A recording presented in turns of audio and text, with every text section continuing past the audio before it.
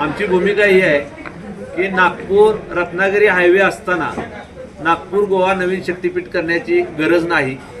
Nagpur Goa highway हा आता सध्या त्याचा टोल 40 लाख रुपये प्रतिदिन वसूल व्हावा अशी अपेक्षा असताना फक्त 11 लाख होतोय। तरी सुद्धा तिथं ते तोट्यात असताना सुद्धा त्यामध्ये तेवढी वाहनाची संख्या नसताना तो रोड मोकळा असताना सुद्धा परत नव्यानं हा शक्तीपीठ करण्याची गरज नाही। हा शक्तीपीठ रस्त्यापासून जमिनीपासून 15 ते 22 फूट उंचीवरून जाणार आहे, त्यामुळे कोणत्याही गावाला त्याचा फायदा होणार नाही। या शक्तीपीठामध्ये शेतकऱ्यांना नोटिसा दिलेल्या नाहीत। यापूर्वी 1.5 वर्षापूर्वी शक्तीपीठाच्या पेपरला नोटिसा आल्या होत्या, परंतु त्या सगळ्या शेतकऱ्यांना माहीत नाहीत। बरेच शेतकरी अडाणी निरक्षर आहेत, त्यांनी वाचलेल्या नव्हत्या। त्यानंतर शक्तीपीठ रद्द झालं म्हणून 1.5 वर्षापूर्वी एकनाथ शिंदे यांनी जाहीर केलं मुख्यमंत्री असताना, आणि त्यानंतर आता परत नव्याने शक्तीपीठसाठी भूमी संपादन करण्याचं षडयंत्र रचलं जात आहे। वास्तविक शेतकऱ्यांना कंपल्सरी नोटीस देणं बंधनकारक आहे, ती नोटीस दिलेली नाही। आमच्या जमिनी बेकायदेशीररित्या लाटता येणार नाहीत। आमच्या दराबाबत एकमत नसताना त्यांच्यामध्ये एकमत नाही, अधिकारी कोणती गोष्ट सांगत नाहीत। उडवा उडवीची उत्तरं देऊन शेतकऱ्यांची दिशाभूल करून त्यांना वेगवेगळी आमिषे दाखवून आमच्यामध्ये फूट पाडण्याचा प्रयत्न केला जातोय।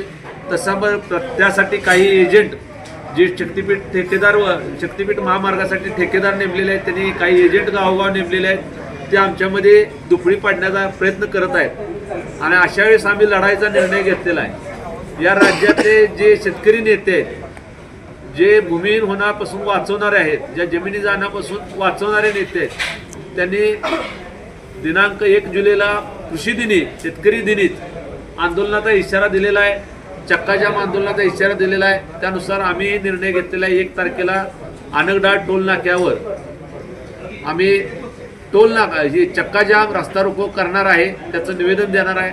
आणि दुसरी माझी सगळ्यात महत्त्वाची भूमिका ही आहे, या तालुक्यातल्या 2100 एकर जमीन 750 हेक्टर 2100 एकर जमीन संपादित केली जाणार आहे, तेही जबरदस्तीनं।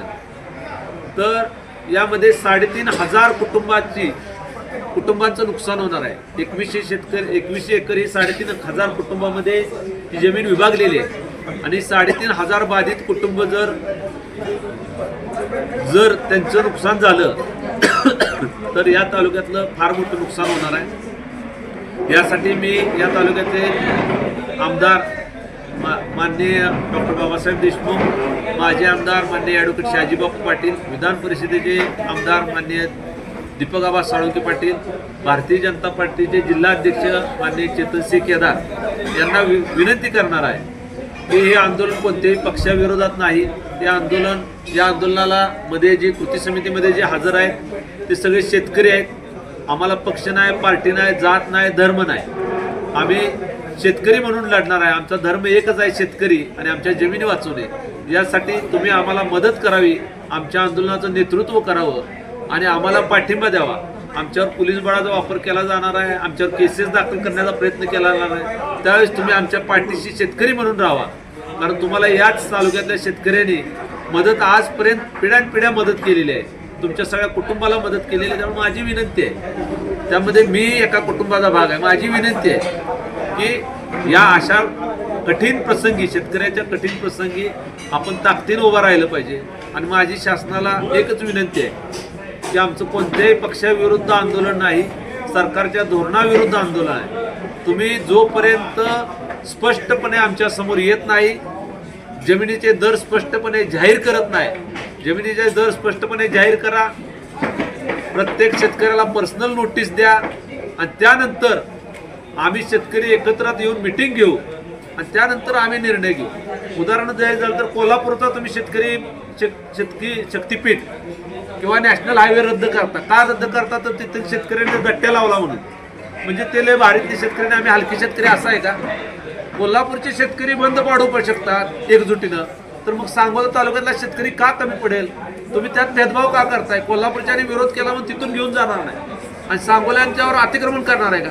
आम्ही ताकदीने विरोध करू, आम्हालाही हे शक्तीपीठ नको आहे, ते रद्द करतील। हे वयस्कर माणसं माऊलीसारखे आहेत, आपण बघताय ज्यांच्या जमिनी जाणार आहेत त्यांच्या 2 ठिकाणी चटकुळ्याला जाणार आणि मेथोड्यालाही जमीन जाणार अशी बरीच माणसं आहेत. तर मी विनंती करणार आहे की सरकारला याद्वारे विनंती करतोय की कोणत्याही परिस्थितीत आमचं तुमच्यावर प्रेम आहे. आम्ही सगळं तुम्हाला तुमच्या काही गोष्टी आम्हाला मान्य आहेत, फक्त आमच्यावर अन्याय करून शक्तीपीठ लादू नका, शक्तीपीठ रद्द करा हीच आमची भूमिका आहे. आमची दुसरी काही विनंती नाही सरकारला.